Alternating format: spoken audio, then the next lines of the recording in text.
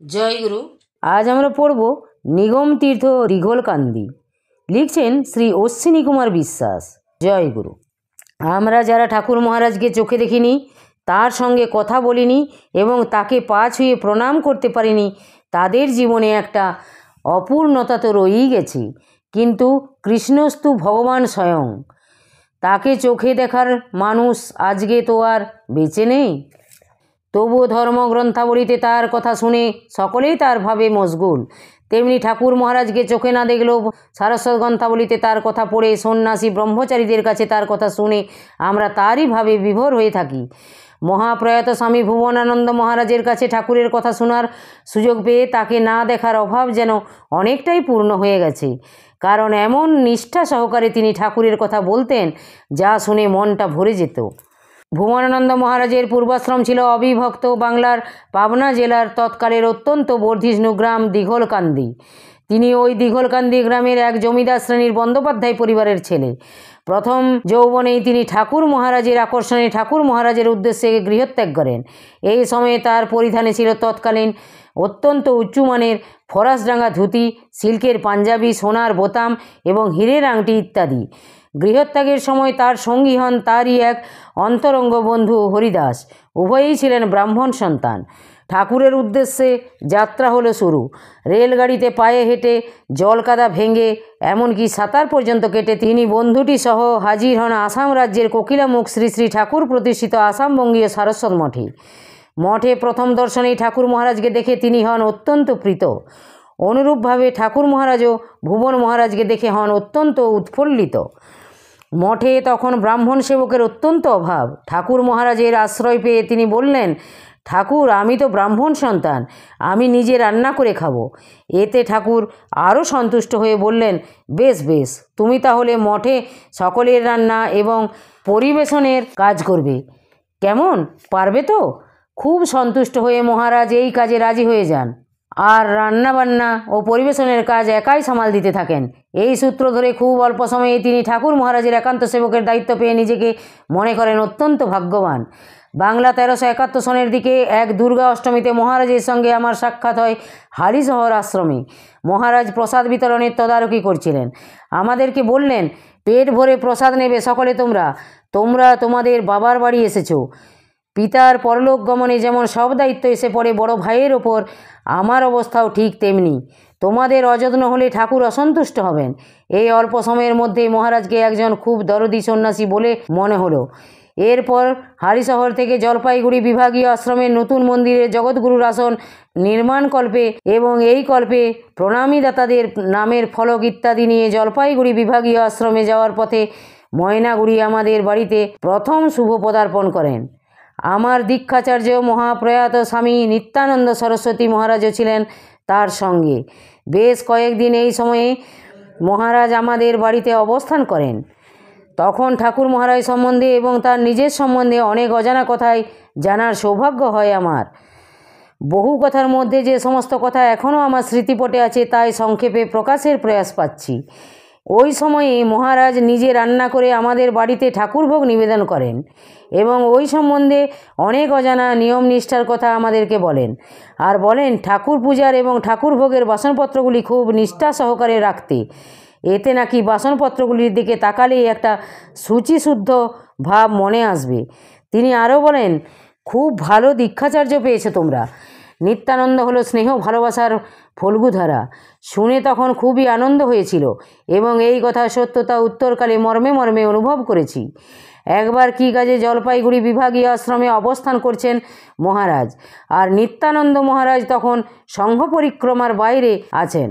আশ্রমের ধানের গোলার তালা ভেঙে তখন বেশ কয়েক মণ ধান চুরি হয়ে যায়। খবর পেয়ে আমি পুলিশ নিয়ে আশ্রমে যাই। পুলিশ প্রাথমিক তদন্ত করে চলে গেলে মহারাজ আমাকে বললেন, ঠাকুর কোনো গরিবকে এই ধানটা দিয়ে দিয়েছেন, নইলে কার সাধ্য ঠাকুরের জিনিস চুরি করে। তিনি আরও বললেন, কোনো আশ্রমে ঠাকুরের গলার একটা সোনার চেন হঠাৎ চুরি হয়ে যায়।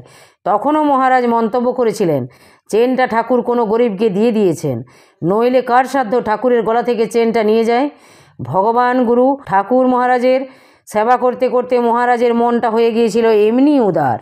জলপাইগুড়ি নতুন আশ্রমের নির্মাণ কাজের প্রায় অধিকাংশটাই তদারকি করেছিলেন শ্রীমৎ নটবর ব্রহ্মচারী মহারাজ, কিন্তু এর শেষ রূপকার শ্রীমৎ ভুবনানন্দ মহারাজই। একটানা এই তদারকি কাজে আশ্রমে অনেক দিন ধরে আছেন। তার চুলদাড়িও অনেক বড় হয়ে গেছে। আশ্রমের কাছে কোনো ক্ষৌর কাজের লোকও নেই। তাই ময়নাগুড়ি থেকে একজন নাপিত নিয়ে যেতে মহারাজ আমাকে বললেন।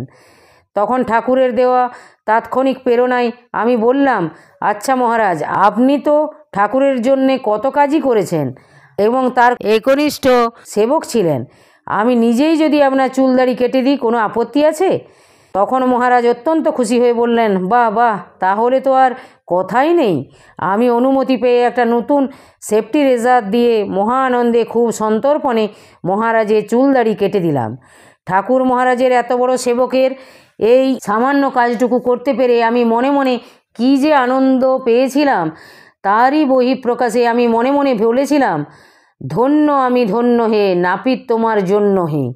এই সামান্য সেবা করার কাজ আমার নগণ্য জীবনে মস্ত বড় কথা।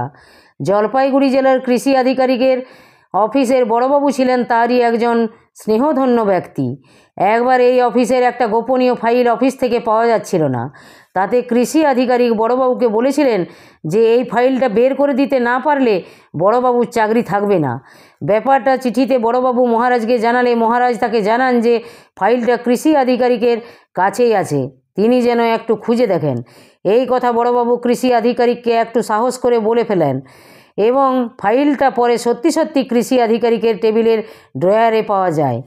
জলপাইগুড়ি জেলার 1968 সালে তিস্তার বিধ্বংসী বন্যার সময় মহারাজ এই জেলারই আলিপুরদুয়ারে এক ভক্তগৃহে অবস্থান করছিলেন।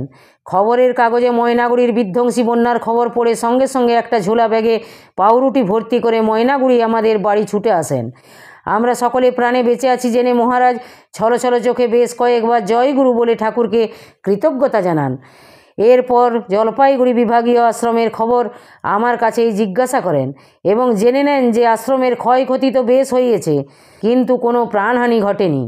এই খবর জেনে ছলছল চোখে জয়গুরু বলে আবার ঠাকুরকে কৃতজ্ঞতা জানালেন। এরপর স্নানাহার সেরে আমাকে নিয়ে কিছুটা রিকশায়, কিছুটা জলকাদা ভেঙে পায়ে হেঁটে আশ্রমের পূর্ব সীমা সংলগ্ন ধরলা নদীর পূর্ব পাড়ে পৌঁছান মহারাজ। রাস্তার দুই ধারে তখনও ইতস্তত বিক্ষিপ্ত মানুষ, গরু ছাগল ইত্যাদির গলিত সব। দুর্গন্ধ এড়ানোর জন্য খুব ঘন করে ডেটল গুলে তাতে রুমাল ভিজিয়ে নাক চাপা দিয়ে যাচ্ছিলাম মহারাজকে নিয়ে, কিন্তু তবুও এই দূষিত পরিবেশে চলা যাচ্ছিল না। পূজ্যপাদ নিত্যানন্দ মহারাজকে চিৎকার করে এপার থেকে ডাকাই। মহারাজ আমাদেরকে এপারে দাঁড় করিয়ে রেখেই তাড়াতাড়ি একটা কলা গাছের ভেলা তৈরি করিয়ে মহারাজকে পার করে নিলেন আশ্রমে। তখন আশ্রমের আশপাশের বন্যাক্লিষ্ট কয়েকশো লোক আশ্রমে ত্রাণ শিবিরে ছিল। সেবা পাগল মহারাজ আশ্রমবাসীদের এবং বন্যার্তদের প্রায় 10-12 দিন ধরে নিজেদের হাতে রান্না করে খাওয়ান।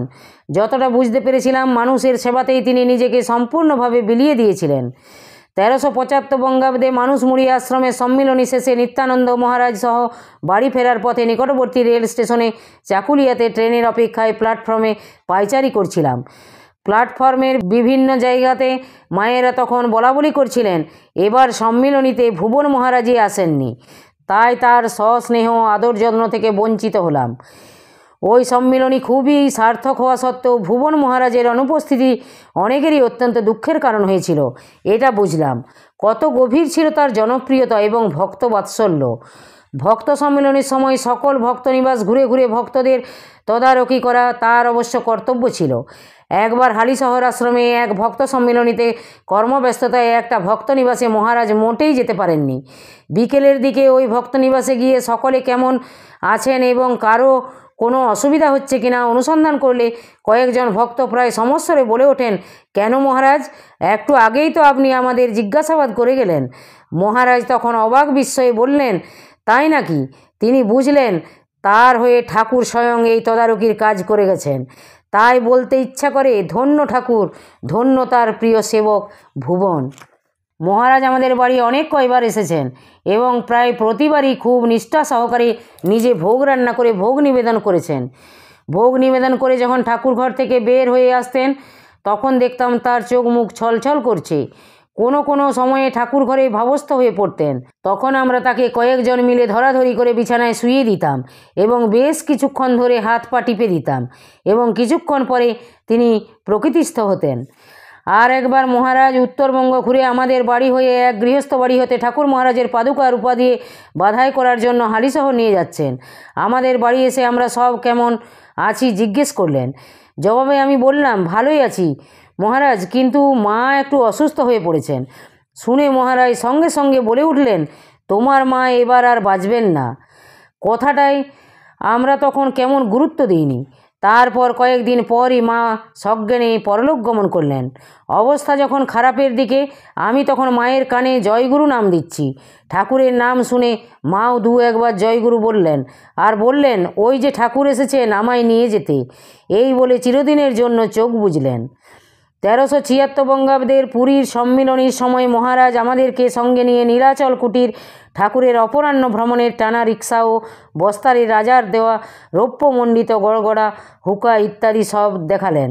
ওই সময়ে উড়িষ্যার স্বনামধন্য ভক্ত দুর্গাচরণ মহান্তি ভাইও উপস্থিত ছিলেন, যার সঙ্গে মহারাজই আমাকে পরিচয় করিয়েছেন। ওই সময় দুর্গাচরণ ভাই তার তুলোর মতো হাত দিয়ে আমার মাথায় ও পিঠে হাত বুলিয়ে দেন এবং আমার হাতে সস্নেহে আঙুল টিপে দেন। কথাটা মনে হলে আমি এখনও যেন এই পবিত্র স্পর্শ অনুভব করি।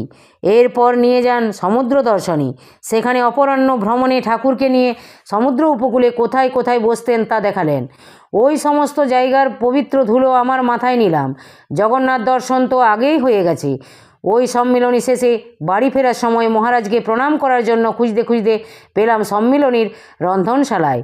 তখন বেলা সকাল 9টা। মহারাজ আমাদেরকে জিজ্ঞেস করলেন, প্রসাদ পেয়ে যাচ্ছ তোমরা সব?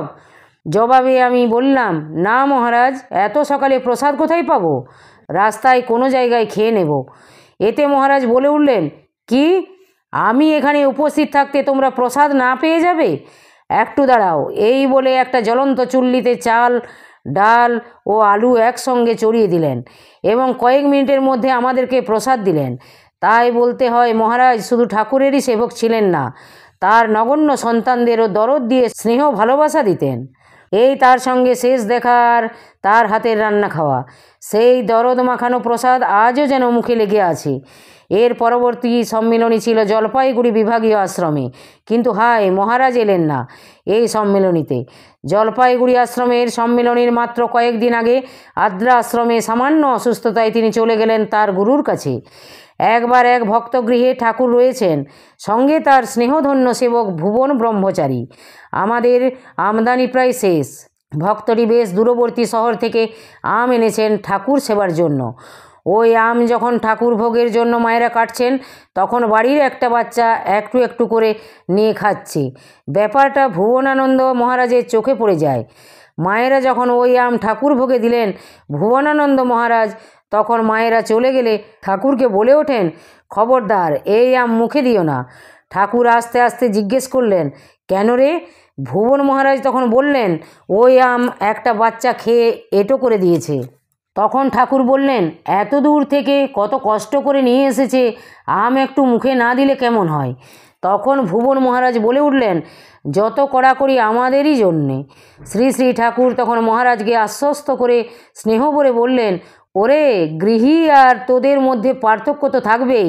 তোদেরকে যে নিষ্ঠা সহায়ে ব্রহ্মবিদ হতে হবে। মঠে ঠাকুরের একান্ত সেবকের কাজ করতে যেয়ে মহারাজ ঠাকুরের জন্যে নিজেকে উজাড় করে দিয়েছিলেন।